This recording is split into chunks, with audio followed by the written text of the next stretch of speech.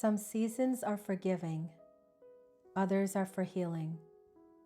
I'm finally stepping into mine, and maybe you are too. For the past 20 years, my world revolved around raising my two boys, working tirelessly and putting their needs before my own. It's been a beautiful, rewarding journey, but also one that left parts of myself neglected and longing for care. I feel like I was in a vacuum the past 20 years.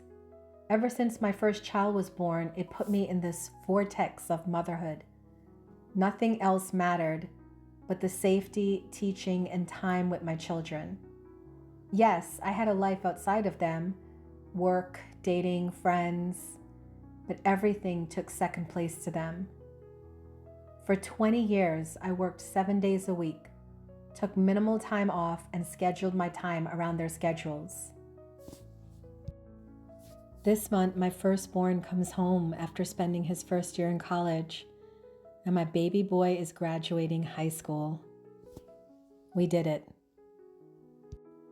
I am happy the way I lived my life, because to see my boys now as young adults and ready for the world is the best feeling ever.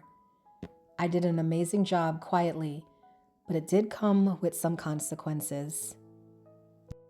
Firstly, my health suffered greatly. Being a single mom and head of household meant that all the financial stress fell on me, in addition to maintaining the household and also creating quality moments to spend with my boys. It was a lot of work, and in the end, I developed an autoimmune disorder, for now, due to the prolonged stress and inflammation growing in my body. I gained weight, and my food and lifestyle choices were poor due to a lack of time, and to be honest, a lack of interest in my own personal care. My personal life suffered too. I was available for relationships, but hardly. My children came first, and if my partners couldn't accommodate their lives to my children, selfish of me to ask, I know, they had to go. It was where my mindset was at that time. I was well aware that I only had the 20 years to spend this time with them before they flew the nest, and I wanted to make sure it counted. Now this year, everything changes. I have one son in college and the other is leaving this August.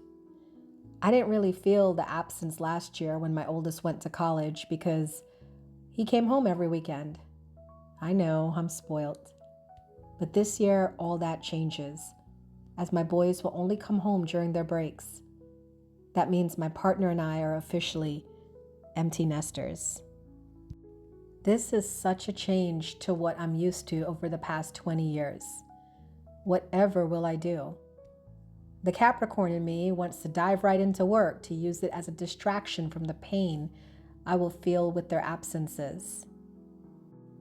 However, as life has taught me, distractions only make pain worse. It's best to face it head on. So what do I plan to do? I plan to put me first. The idea is to focus on total well-being and self-healing to undo the years of damage stress caused me. What does that look like? A lighter workload, more self-care, change in diet, exercise, a focus on relaxation. I used to have such good self-care prior to having children, and I'm going back to that lifestyle. My work is also going to reflect those changes. I feel like our lives are songs that start slow, build to a frenzied crescendo before dropping down to a simple and sweet beat.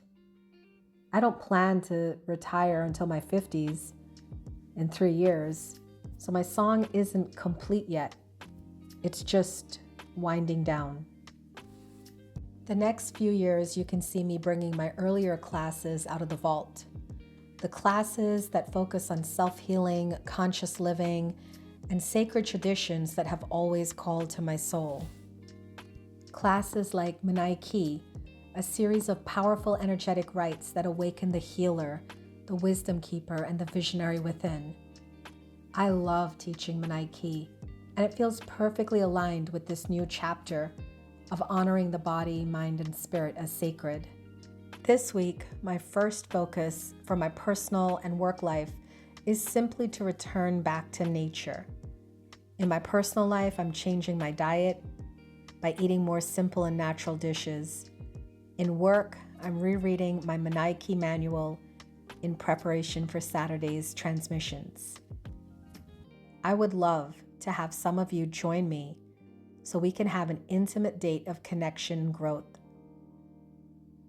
Who else is feeling the call within? Let's make 2025 a year to remember. Returning to basics, healing, and self-love. It's our time.